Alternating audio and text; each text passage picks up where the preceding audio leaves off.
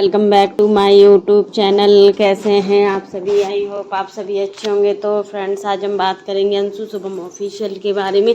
आखिर अंशु अपने ससुराल वालों से अलग क्यों रहना चाहती है और अंशु के ससुराल वाले अब क्या अंशु के साथ नहीं रहेंगे? क्या यही चीज़ है कि मतलब अंशु को लेकर सोशल मीडिया पर इस चीज़ को लेकर बहुत ज़्यादा बवाल हो रहा है। तो फ्रेंड्स, अगर आपने मेरे चैनल को सब्सक्राइब ना किया हो तो आप लोग मेरे चैनल को सब्सक्राइब कर दीजिएगा। बेल आइकन के बटन को प्रेस करना मत भूलिएगा ताकि आपको मेरी जो नई नई नोटिफिकेशन है वो टाइम पर मिलती रहें। तो फ्रेंड्स, अंशु का मतलब जो कल का हमने वीडियो देखा ना, उस वीडियो को देखने के बाद लगा कि अंशु अपना खुद का घर बनवा रही है और अलग रहना चाह रही है और वो उसमें सिर्फ अंशु और शुभम ही नज़र आएंगे और कोई नहीं आएगा। तो इतना बड़ा डिसीजन कोई कैसे ले सकता है? सच में इतना बड़ा डिसीजन है, इस डिसीजन को बहुत बड़ा डिसीजन कहते हैं।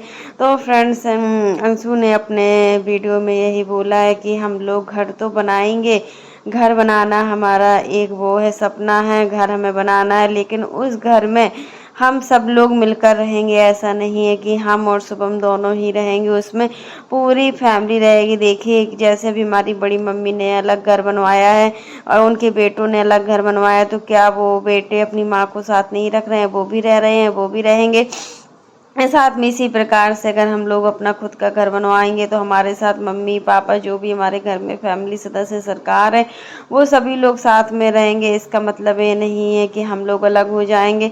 और देखिए, सासू माँ भी इनकी कितनी अच्छी है, कितना सारा सपोर्ट भी करती है, कितना घर का काम भी करती है। ऐसी सासू माँ तो सबको मिले जो इतनी अच्छी सासू माँ है। तो फ्रेंड्स, अंशु को लेकर यही सवाल था सोशल मीडिया में कि अंशु कितनी जल्दी बदल गई है। शादी के अभी 1 साल भी नहीं हुआ और अंशु अपने ससुराल वालों से अलग हो रही है। तो यहाँ पर जहाँ इनका घर है ना, वो घर बहुत ही आउटर में, वहाँ पर कोई भी सुख सुविधाएं नहीं है। अगर रात रात के टाइम कोई भी प्रॉब्लम आती है तो अंशु क्या करेगी या घर वाले क्या करेंगे? वहाँ पर कोई भी ऐसा वो नहीं है साधन की रातों रात वो लोग कहीं जा सके या कुछ भी सामान अगर मंगाना भी है तो भी नहीं आ पाता। यही सब चीज़ें होती है। क्या मतलब आउटर में कॉलोनी या प्लॉट नहीं लेना चाहिए, घर भी नहीं बनवाना चाहिए। जब हम आउटर पर लेते हैं तो हमें थोड़ा देखना चाहिए कि उसके आसपास एक या दो दो पाँच छः चार पांच घर तो बने हो। अगर घर नहीं बने होते ना तो फिर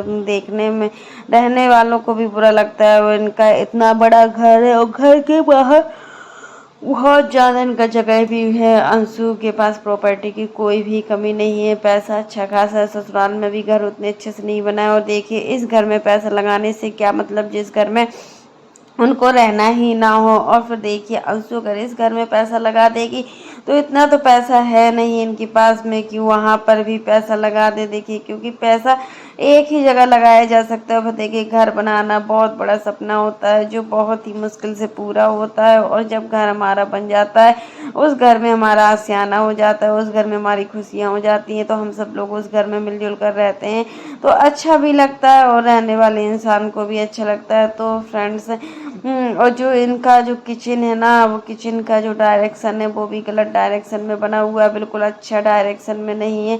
पंडित जी ने बताया था कि किचन को तोड़वा कर बनवा लो, लेकिन कोई ऑप्शन नहीं दिख रहा है कि किस साइड ये लोग बनवाएं। तो पूरा ही इनके किचन में वास्तु है, इसलिए किचन ये ज़्यादा इसमें पैसा भी नहीं लगाएंगे इस घर में।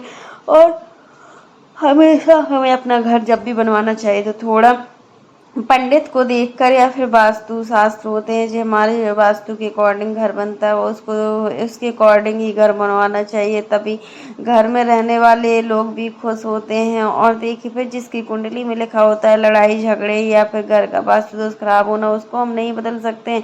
क्योंकि उसको हम बदलने की कितनी भी कोशिश कर लें, कुछ भी कर लें, नहीं हो पाता है। तो फ्रेंड्स, अंशु बहुत ही अपने आप में टैलेंटेड है कि देखिए, जो भी पैसा आएगा यूट्यूब का उससे लोग घर बनवाएंगे और एक बड़ी सी चीज़ हो जाएगी। क्योंकि घर बनना बहुत बड़ी बात होती है जो हर कोई नहीं बनवा सकता। इतना बड़ा घर होना एक बहुत बड़ा सपना होता है। शुभम भी यही बोल रहे हैं। आज शुभम की एक चीज़ हमें बहुत ही अच्छी लगती है कि वह अंशु का सपोर्ट बहुत ज़्यादा करते हैं। जिस घर में हस्बैंड अपनी वाइफ का सपोर्ट करते हैं ना, तो उस घर में किलकिल नहीं मचती। उस घर की जो लक्ष्मी होती है ना, वो तो खुश रहती है। लेकिन जिस घर में हस्बैंड वाइफ की इज्जत नहीं करते या हस्बैंड अपनी वाइफ से डेली लड़ते हैं, झगड़ते हैं, तो उस घर की बरकत दिन पर दिन बढ़ती कम होती चली जाती है। ऐसे घरों में लक्ष्मी जी भी वास नहीं करती हैं। और शुभम, कम से कम शुभम के अंदर इतना तो गुण है कि वो अपनी वाइफ को खुश रखता है और अपने घर वालों को भी खुश रखता है। देखो, एक हस्बैंड का यही काम होता है कि वो अपने घर वालों के साथ साथ अपनी वाइफ को भी खुश रखे। क्योंकि देखिए, अगर वाइफ खुश है तो तुम्हारा जो आगे का जीवन होगा वो बहुत ही अच्छे से व्यतीत होगा, बहुत ही अच्छे से निकलेगा। क्योंकि देखिए, माँ बाप आज हैं तो कल नहीं है। अगर समय रहते माँ बाप की भी इज्जत करो। ऐसा नहीं है कि माँ बाप की इज्जत नहीं करो और अपनी वाइफ की भी इज्जत करो। दोनों रिश्तों को एक समान रूप से अगर आप लेकर चलते हो, बैलेंस बनाकर चलते हो, तो आपके घर में कभी लड़ाई झगड़े नहीं होते। बिल्कुल रियलिटी होती है। और यहाँ पर शुभम का भी यही काम बहुत अच्छा लगता है। और अंशु भी अपने ससुराल वालों से कभी अलग नहीं होगी, क्योंकि उसको पता है कि उसके पास वो अपनी माँ और पापा, उसने सबको खोया, उसके पास खुद की फैमिली है, तो क्या वो ऐसा कर सकती है? नहीं करेगी। क्योंकि देखिए, उसकी मम्मी पापा भाई कोई भी नहीं है मायके में। और जो चीज़ की उसको कमी थी अपने मायके में, आज शुभम की फैमिली ने उसको पूरा कर दिया हुआ है। शुभम की फैमिली ने अंशु को बहू कम और बेटी ज़्यादा माना। ये चीज़ हम भी देखते हैं कि देखिए, बेटी बहुत कम लोग बेटी मान पाते हैं। बहू को, बहू की कमियां ही निकालते रहते हैं। चाहे आप कितने अच्छे से अच्छे घर में शादी कर लो, लेकिन बहू की कमियां निकाली ही जाती हैं।